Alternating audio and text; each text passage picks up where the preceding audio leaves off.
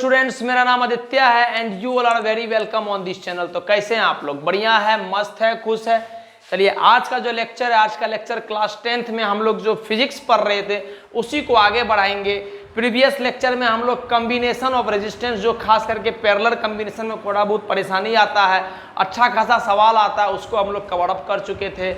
आज का जो लेक्चर है ये है हमारा डिस्ट्रीब्यूशन ऑफ करंट। पहले हम लोग देखेंगे सीरीज में कैसे करंट डिस्ट्रीब्यूट होता है, उसके बाद हम लोग देखेंगे पैरेलल में कैसे करंट डिस्ट्रीब्यूट होता है। ठीक, ये एक अच्छा सवाल की कैटेगरी में आता है। इसमें एक सवाल सब भी बहुत अच्छा आता है, लेकिन 10th लेवल पे उतना कुछ ज़्यादा लेवल का सवाल नहीं पूछा जाता है। ठीक, तो मेरा हेडिंग है distribution of currents. Distribution of current. ठीक, अब करंट का डिस्ट्रीब्यूशन हम लोग दो कैटेगरी पे देखेंगे। सबसे पहला कैटेगरी है हमारा किसमें, हमारा कैटेगरी जो पहला रहेगा इन सीरीज। सीरीज में हम लोग देखेंगे करंट का डिस्ट्रीब्यूशन। ठीक, उसके बाद जाके जो हम लोग नेक्स्ट देखेंगे इन पैरेलल।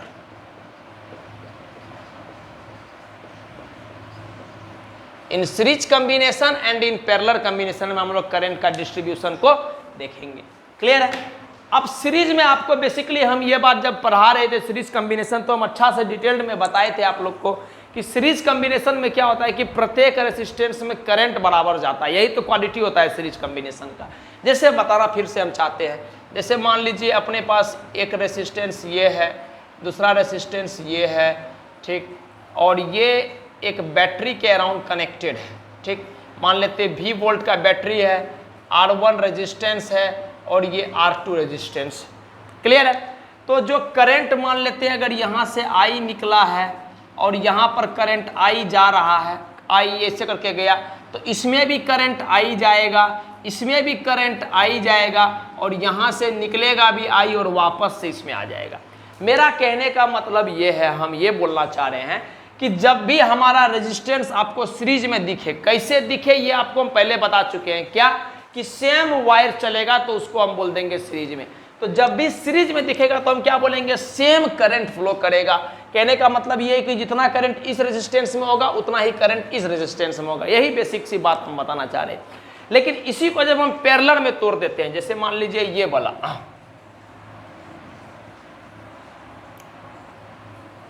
ये आपका रेजिस्टेंस है,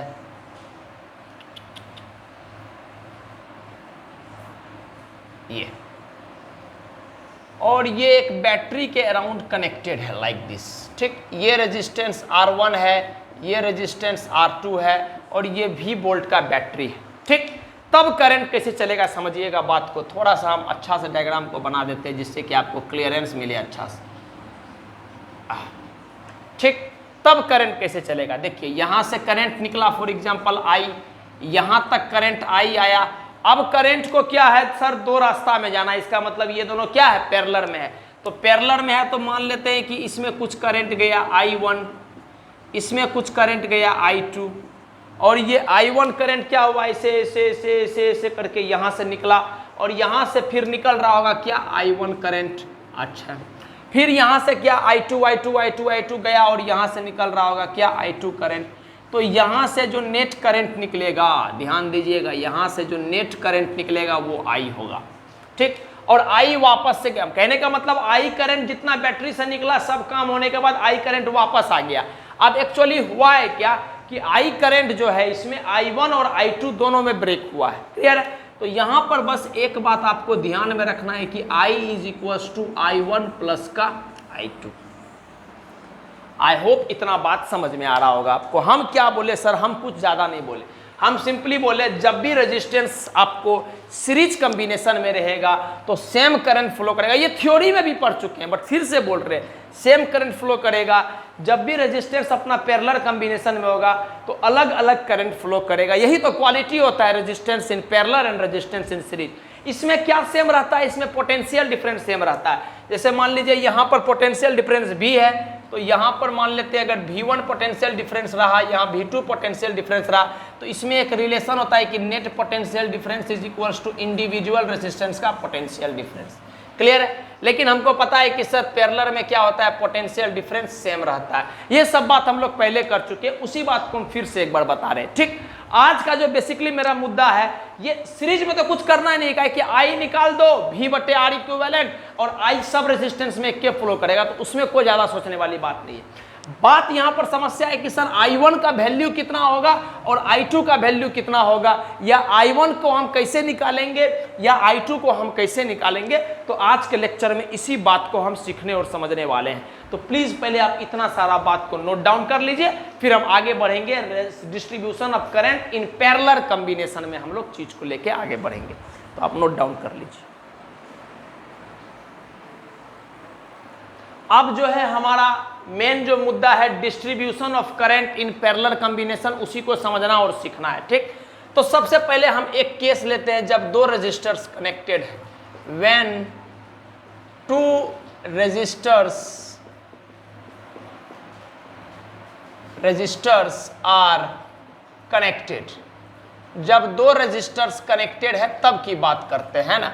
चलिए करते हैं, आराम से समझिएगा बाबू, एक एक बात को एकदम डिटेल्ड में प्यार से समझाएंगे आपको, समझिएगा। ये मान लेते हैं ये अपना पहला रेजिस्टर्स है, अच्छा ये मान लेते हैं अपना दूसरा रेजिस्टर्स। पहले दो को समझ लो, दो ही पे सारा गेम हो जाएगा, आप चिंता मत करो। और ये अपना एक बैटरी है, ये इस तरह से, क्लियर है, ये इस तरह से बना हुआ है, ये इस तरह से, ये V वोल्ट का बैटरी है। ठीक, ये R1 रेजिस्टेंस है, ये R2 रेजिस्टेंस है।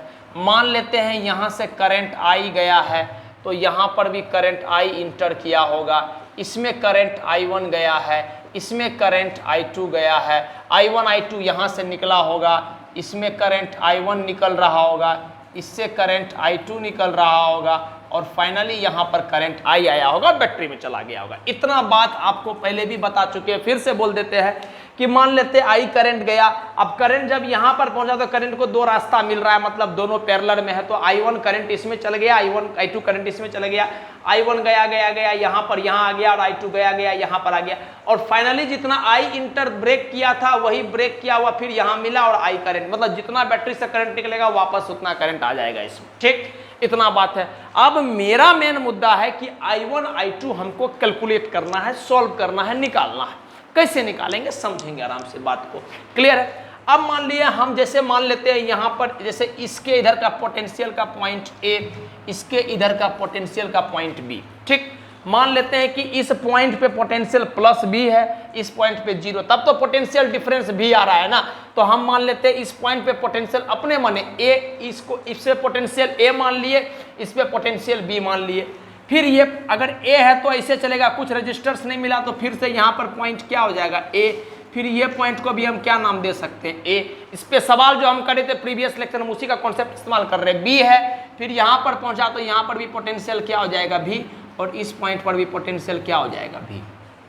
क्लियर है। अच्छा, अब अगर हम बात करेंगे R1 रेजिस्टेंस के अराउंड में, तो आप बोलिएगा सर पोटेंशियल डिफरेंस कितना है, VA माइनस VB। अगर हम पोटेंशियल डिफरेंस की बात करेंगे, पोटेंशियल डिफरेंस की बात करेंगे, पोटेंशियल डिफरेंस, ठीक, पोटेंशियल डिफरेंस की बात करेंगे तो आप बोलिएगा सर पोटेंशियल डिफरेंस है VA minus VB। VB minus VA क्यों नहीं सर, VA पॉजिटिव टर्मिनल की तरफ है इसलिए हो सकता है ज्यादा होगा, E कम होगा। ठीक, तो VA इसका पोटेंशियल VA, इस पॉइंट का पोटेंशियल VB। तो इस वायर को देखो, ऊपर वाला को wire, potential difference equals to क्या होता है, I into R, V according to Ohm's law, V is equals to I into R। तो ये वाला A है तो यहाँ भी A हो जाएगा, यहाँ भी B हो जाएगा।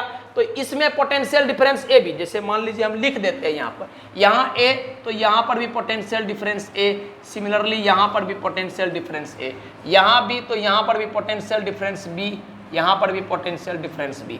तो पहला वायर, इस वायर के लिए हम बात कर रहे हैं, VA माइनस VB क्या है, potential difference is equal to according to Ohm's law, potential is equal to क्या, पोटेंशियल आपको पता है ना कि पोटेंशियल नाम का कोई चीज एग्जिस्ट नहीं करता है, हमेशा फिजिक्स में पोटेंशियल डिफरेंस होता है। तो potential difference is equal to क्या, V is equal to I into R।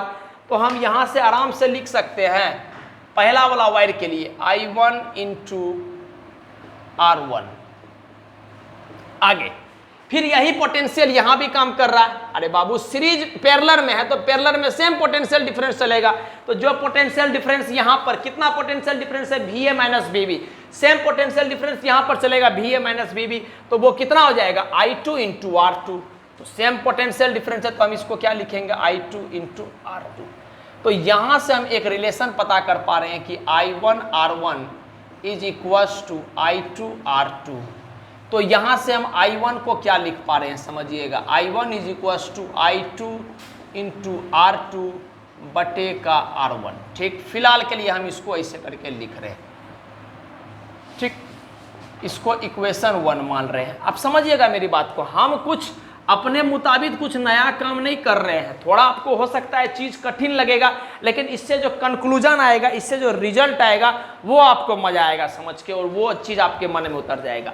अब एक बात बताओ हमको कि दोनों चीज पैरेलल में है, R1 R2 रेजिस्टेंस पैरेलल में है, तो 9 यहां से हम एक बात लिख सकते हैं कि सर हमको पता है कि पैरेलल में जो नेट करंट होता है वो टोटल जितना करंट होता है इंडिविजुअल उसका सम होता है।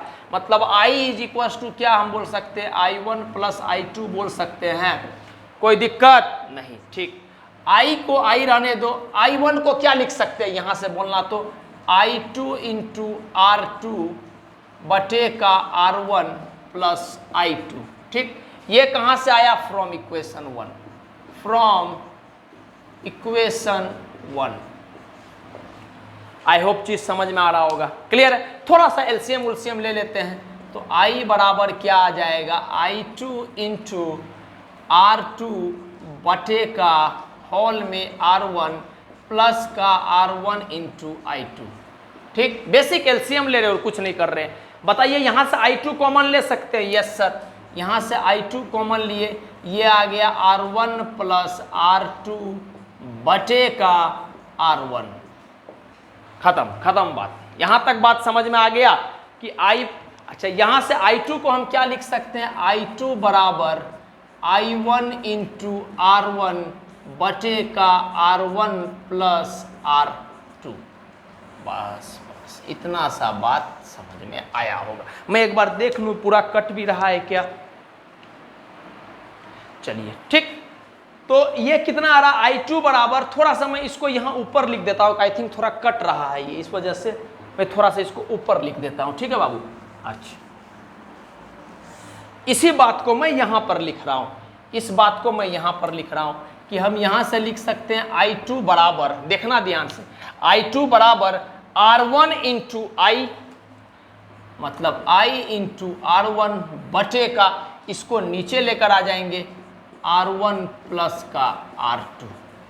क्लियर है बात, चलिए तो इसको पहले हम सर्कल आउट कर देते हैं जिससे कि आपको पता रहे। ठीक, अच्छा उसी तरह से अगर हम I1 लिखना चाहेंगे तो यहां से लिख सकते हैं I1 बराबर I इंटू R2 बटे का R1 प्लस का R2। क्लियर है, तो हम इसको बेसिकली ऐसे लिख रहे हैं। आपको मेनली यही दो बात ध्यान में रखना है, क्लियर। हम क्या किए, एक बार जल्दी हम आपको चीज बता देते हैं। हम बोले मेरे पास पैरेलल कॉम्बिनेशन था, दो रेजिस्टेंस था, I करंट यहां से गया I1 इसमें चल गया, I2 इसमें, चूंकि पैरेलल है तो आपको दो डिवीजन दिख रहा है, तो इसका मतलब जो करंट इसमें जाएगा दूसरा करंट इसमें आएगा। तो I ब्रेक हुआ, I1 I2 में गया, I1 I2 फिर जाके सब मिल गया, यहां से फिर I आके इसमें घुस गया। ठीक, तो हम इसमें एक बात बोल सकते हैं कि सर कि अगर हम पोटेंशियल डिफरेंस की बात करेंगे तो यहां से पोटेंशियल डिफरेंस निकला, यहां पर A है, ये भी A, ये भी A, चूंकि रेजिस्टेंस नहीं मिल रहा तो A चलते रहेगा। सिमिलरली B है तो B इस तरह से चलते रहेगा। क्लियर है, तो यहां पर हम पोटेंशियल डिफरेंस इस तार के लिए देखेंगे तो आप बोलिएगा सर यहां पर पोटेंशियल A, यहां पर पोटेंशियल B, तो इस वायर के लिए देखिएगा हाथ को मेरा, इस वायर के लिए पोटेंशियल डिफरेंस क्या है, VA माइनस BB, जो कि I1 इंटू R1 है, I1 इंटू R1। नेक्स्ट इस वायर के लिए भी सेम पोटेंशियल डिफरेंस है, VA माइनस BB, और होना भी चाहिए। हमको पता है कि पैरेलल कॉम्बिनेशन में क्या होता है, पोटेंशियल डिफरेंस सेम रहता है, तो VA माइनस BB। तो इसके लिए क्या लिख रहे हैं हम लोग, I2 इंटू R2। तो अब इस इक्वेशन को पकड़े हम, I1 R1 बराबर I2 R2, तो यहां से I1 इसको हम नीचे लेकर चल गए तो I1 को क्या लिख सकते हैं, I2 इंटू R2 बटे का R1, I2 इंटू R2 बटे का I1। ठीक, अब हमको पता है कि दोनों रेजिस्टेंस पैरेलल में है, तो नेट करंट जो आई है, ये जो आई करंट नेट है, इस क्या होता है, ये इंडिविजुअल रेजिस्टेंस में जितना करंट जाता है उसका सम के बराबर होता है। तो दो ही रेजिस्टेंस का भी बात कर रहे हैं, तो यहां से हम आई को क्या लिख सकते हैं, I1 प्लस I2। देखिए ना, आई ही तो टूटा I1 I2 में, और बाद में I1 I2 ही तो जुड़ के आई बना है। तो आई को I1 प्लस I2, I1 का वैल्यू यहां से उठा के रखे हम, I2 इंटू R2 बटे का R1 प्लस का I2। अब एलसीएम ले लिए तो बटे R2 हो गया, तो ये हो गया R2 into I1, simple LCM आप भी देख रहे होंगे। अब I2 अगर हम कॉमन ले लेंगे तो ये क्या हो जाएगा, R1 प्लस R2 बटे का R1। तो I2 हमको तो मेनली I1 और I2 जानना है ना, हमको I में कोई इंटरेस्ट नहीं है। तो I2 को क्या लिख सकते हैं, इसको हम इधर मल्टीप्लाई करेंगे तो R1 इंटू आई, ध्यान से देखिएगा, I2 बराबर क्या, R1 इंटू आई बटे का डिवाइड में, इसको नीचे लेकर आएंगे तो बटे का R1 प्लस R2।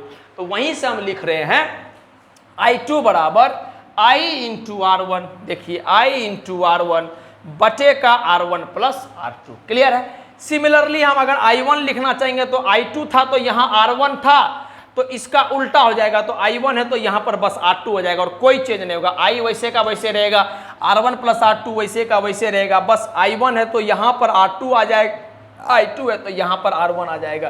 तो हम इस बात को सर्कल आउट कर देते हैं कि थोड़ा सा बस ध्यान रखिएगा। I1 है तो यहाँ पर R2 आ जाएगा, बाकी सब वैसे का वैसे है। I2 है तो यहाँ पर R1 हो जाएगा, बाकी का बाकी सब वैसे है। तो इसको आप नोट कीजिए, उसके बाद हम आपको डिटेल्ड में इस पर एक सवाल कराएंगे और थोड़ा बहुत जो परेशानी आपको बचा होगा इस चीज़ को समझने को लेके, वो आपके अंदर से पूरा तरह से खत्म हो जाएगा, इसका गारंटी देते हैं। फिलहाल के लिए आप इसको नोट डाउन करें, ठीक।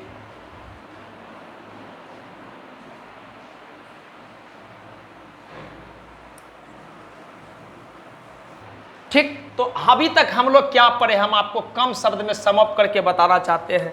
दो बात जो आपको नोट डाल करके लिख लेना है, ये बात एकदम किसी भी हाल में।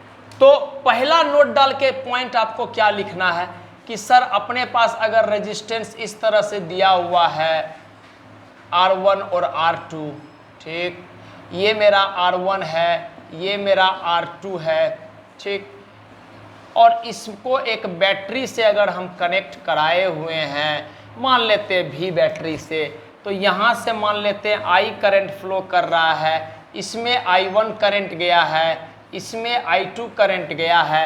तो आपको बस ये बात ध्यान में रखना है कि I1 का जो बाबू वैल्यू होता है वो होता है क्या, I इंटू का क्या R2, I1 है तो उल्टा वाला आएगा, R2 बटे का R1 प्लस R2, पहला बात।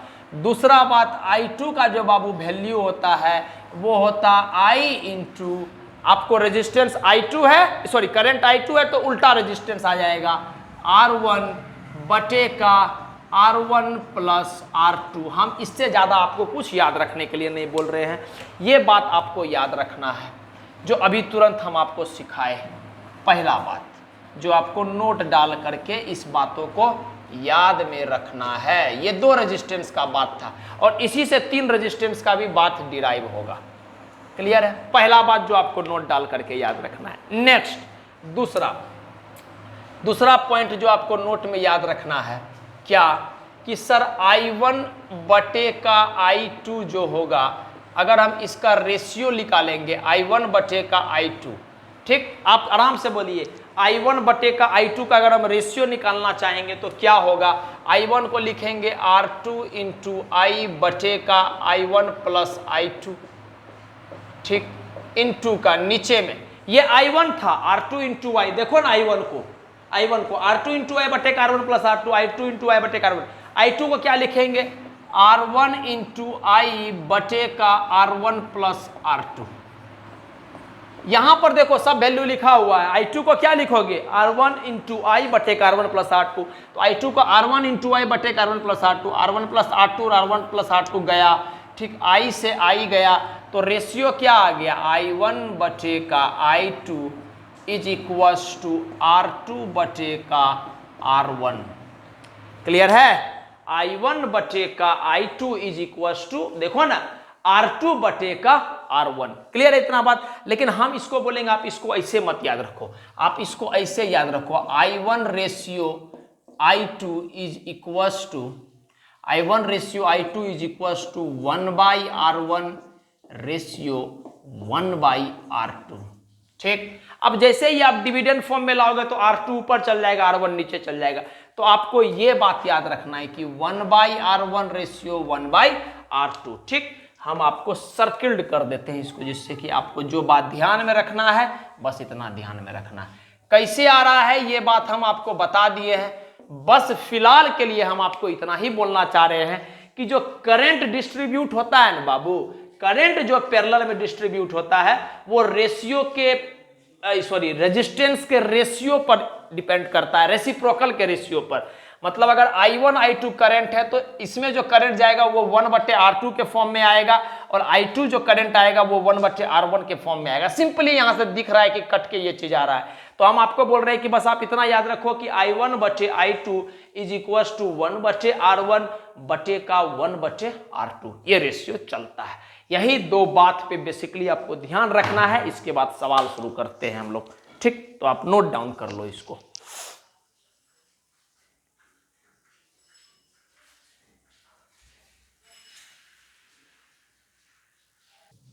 तो चलिए स्टार्ट करते हैं। हमारा जो सवाल है आपके सामने आपको दिख रहा होगा।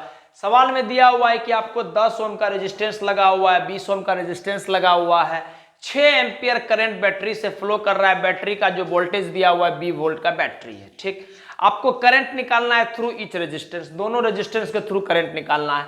तो हम कैसे अप्रोच करेंगे? पहले हम मान लेंगे लेट द करंट थ्रू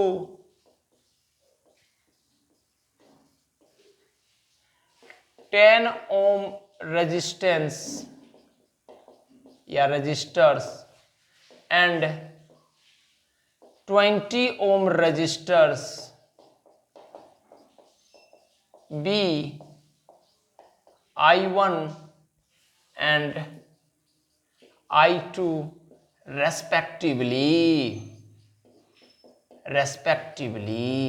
ठीक, मतलब क्या बोले कि मान लिए कि चलो ये करंट गया होगा, यहां से ये I1 करंट इसमें आया होगा और यहां से ये I2 करंट इसमें आया होगा।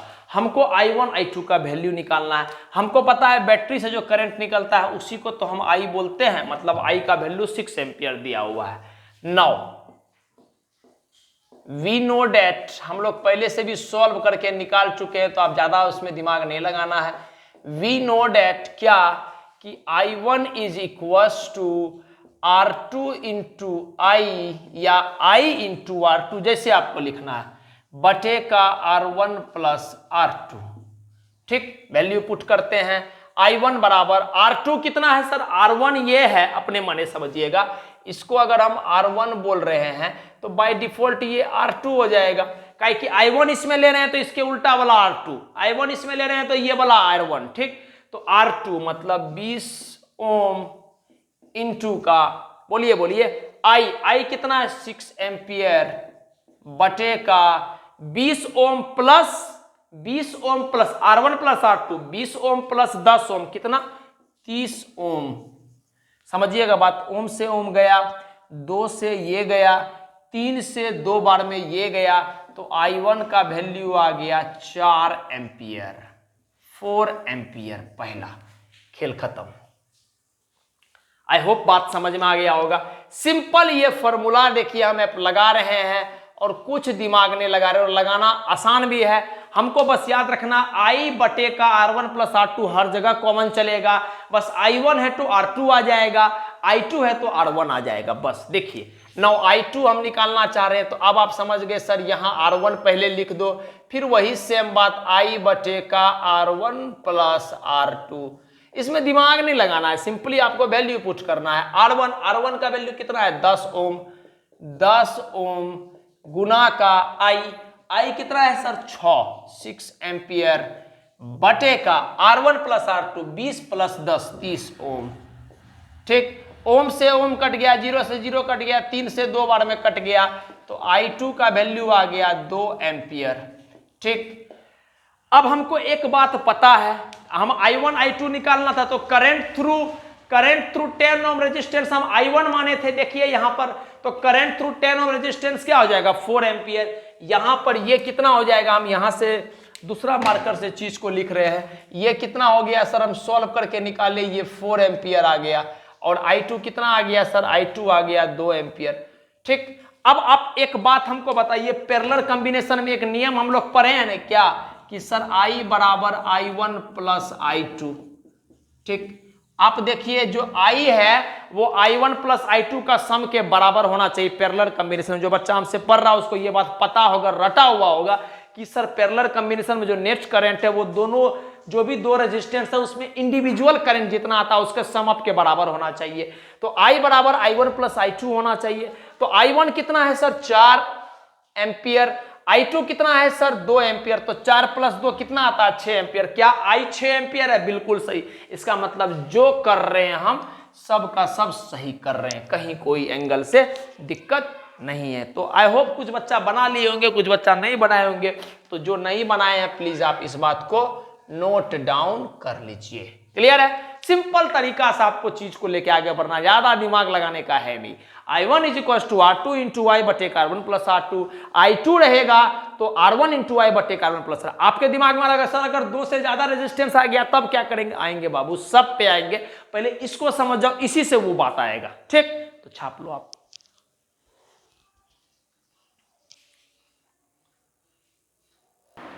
तो चलिए हम लोग स्टार्ट करते हैं। हमारा जो सवाल है, सवाल है इसमें दिया हुआ है कि ये 4 ओम का रेजिस्टेंस है, ये 3 ओम है, ये 6 ओम है, ये 12 वोल्ट का बैटरी दिया हुआ है।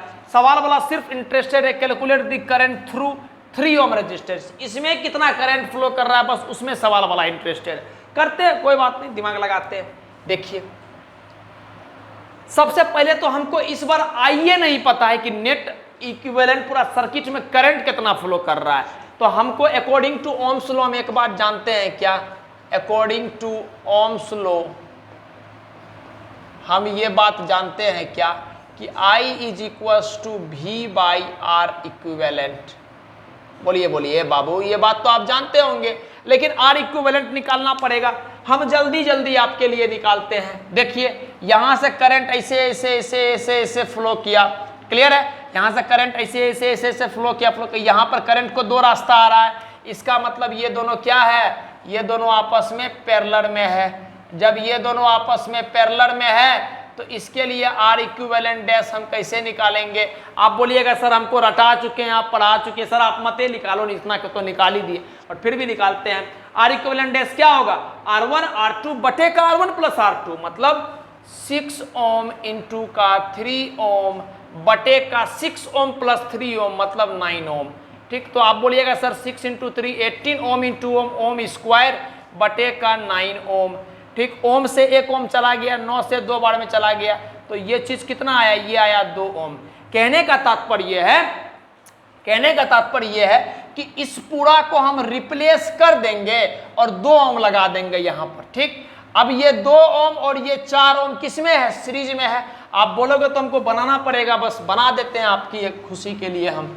ठीक, ये चीज था, आपको बस यहां पर कुछ नहीं करना है। अब यहां पर क्या करना है, 2 ओम का रेजिस्टेंस आ गया। अब बताइए ये 2 ओम और 4 ओम आपस में क्या हो गया, सीरीज में आ गया, सीरीज में आ गया। तो R इक्विवेलेंट कितना आ जाएगा, R इक्विवेलेंट बोलिएगा सर 4 ओम पर R equivalent dash, R equivalent dash. ठीक, तो क्या बोलेंगे 4 ओम प्लस 2 ओम और ये आ जाएगा 6 ओम। आई होप कि आपको हम R इक्विवेलेंट डैश बहुत अच्छा से निकालना सिखाए। तो टोटल कॉम्बिनेशन को हम रिप्लेस कर सकते हैं किससे, 6 ओम से। तो यहां से हम एक मुद्दा पर आ गए कि सर हमारा R इक्विवेलेंट कैसे निकालना है, हम दिखा दिए हैं, वो आया है 6 ओम। ठीक, तो I बराबर क्या आ जाएगा, V बटे का R इक्विवेलेंट। तो V कितना है बाबू, 12 वोल्ट, 12 वोल्ट बटे का R इक्विवेलेंट कितना है 6 ओम। तो 6 से कट गया 2 बार में, वोल्ट बटे ओम क्या होता है, एम्पियर।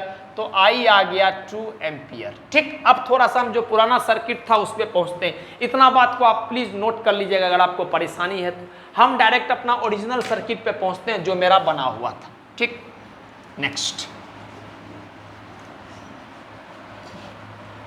तब वहां से फील आपको ज्यादा अच्छा से समझ में आएगा। ये था हमारा 4 ओम, ये था हमारा 3 ओम और ये था हमारा 6 ओम और यहाँ से ऐसे करके ऐसे करके करंट गया। ये था हमारा 4 ओम, ये था हमारा 3 ओम, ये था हमारा 6 ओम। ठीक, तो अभी हमको क्या है कि आई पता चल गया है। आई कितना है? आई 2 एम्पियर है। देखिए यहाँ बैटरी से निकला, हमेशा याद रखिएगा पॉजिटिव टर्मिनल से करंट निकलता है। ये बड़ा वाला जो होता है ना बाबू, ये पॉजिटिव होता है, ये निगेटिव होता है। आपको जब सर्किट डायग्राम पढ़ा रहे थे तब आपको डिटेल्ड में ये सब बात हम बताए थे। आई करंट निकला, आई करंट निकला सर, आई करंट कितना है सर? 2 ओम का करंट है। चलिए बढ़िया, यहाँ से आई करंट जाएगा, चूंकि यहाँ पर एक ही रजिस्टर है तो फिर से वापस से यहाँ पर आई करंट ही जाएगा। गया। अब आई करंट को 2 रास्ता जाना है, तो इसमें I1 चल गया, इसमें I2 चल गया। हमको सवाल वाला पूछा है करंट थ्रू 3 ओम, मतलब हमको सिर्फ I1 पूछा गया 3 ओम के थ्रू। तो हमको पता है कि हम कैसे निकालेंगे। 9 I1 बराबर हमको रटा चुके हैं सर आप क्या, कि ये लिखते हैं हम लोग R2 इंटू आई बटे का R1 plus R2। Clear? R2 कितना है सर? ये वाला पैरेलल टाइप में, इसको फिर भूल जाओ, इसका आप काम नहीं है, ये दोनों में ध्यान दो। ये पुराना सवाल जैसा हो गया, इसको अगर हम छिपा देते तो पुराना सवाल जैसा हो गया। तो I1 क्या हो जाएगा? ये हो जाएगा हमारा R2, ये वाला जो हो जाएगा बाबू ये हमारा R2 हो गया और ये वाला हमारा है R1 करंट के बेसिस। ठीक, तो I1 क्या होता है? R2 उल्टा, बस यहां पर सिर्फ फोकस करना, हम सर्कल भी कर दिए थे आपके लिए। I1 बराबर क्या हो जाएगा? R2 इंटू आई बटे का R2 कितना है? 6 ओम। ठीक, R2 6 ओम। I कितना है सर? अभी तो निकाले हैं 2 ओम, 2 ओम बटे का R1 plus R2, 6 ohm plus 3 ओम कितना? 9 ओम। ओम से ओम कट गया। ठीक, तो I1 कितना आ गया? I1 आ गया 6 2 जा 12 बटे का 9, 6 2 जा 12 बटे का 9।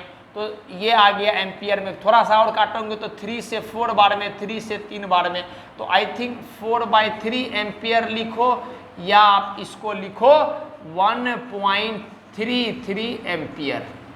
ठीक है, तो यहां से क्लियर हो गया कि सर I1 का वैल्यू कितना आ गया? I1 का वैल्यू आ गया 3 ओम।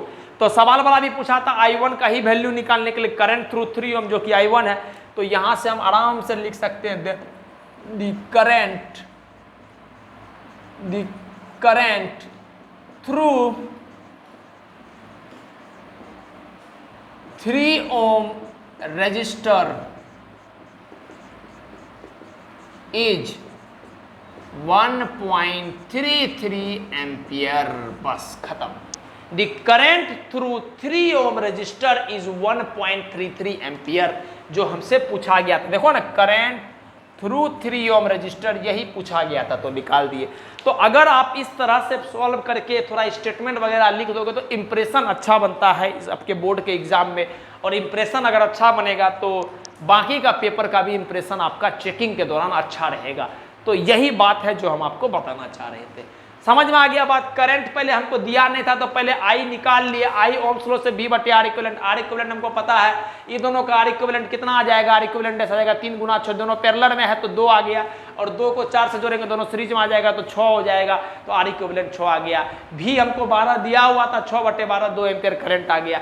अब आई आ गया तो हम बोले कि चलो सीरीज में है ये वाला, तो आई चला इसमें। अब I1 I2 में डिवाइड होगा तो I1 का वैल्यू क्या आ जाएगा? R2 बटे का आई, R2 इंटू आई बटे का R1 प्लस R2। यहाँ पर वैल्यू देखो, इसको पकड़े हम, इसको पुट किए और हम आराम से सॉल्व कर लिए। क्लियर है? छाप लो आप। आई होप कि आपको बात समझ में आ रहा होगा, और जरूरी है समझना। ठीक, तो नोट डाउन कर लीजिए प्लीज आप।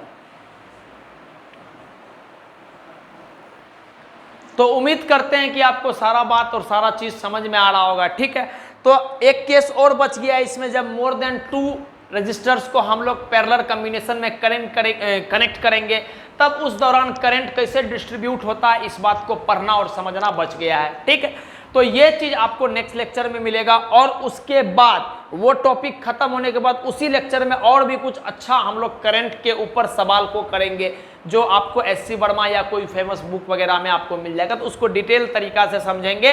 क्योंकि अगर वो सवाल डायरेक्टली आपके एग्जाम में पहली बार आया तो हो सकता है आपको उसको बनाने में परेशानी आ सकती है, इसी वजह से उसको मैं डिस्कस करूंगा। क्लियर है? तो बस ऐसे ही जैसे कि हमेशा मैं लास्ट में बोला करता हूँ, किसी भी हाल में कोई भी परिस्थिति में हो, मस्त रहिए, खुश रहिए, मुस्कुराते रहिए और पढ़ते रहिए और कम से कम वक्त निकाल के अपने बारे में जरूर अच्छा सोचिए। अगर आप अपने बारे में अच्छा सोचिएगा तो नो डाउट आपके साथ अच्छा ही होगा। तो हम उम्मीद करते हैं कि आपको ये लेक्चर अच्छा लगा होगा और अच्छा से समझ में आया होगा, आपने अपना वक्त दिया, थैंक यू फॉर दैट। ठीक ठीक।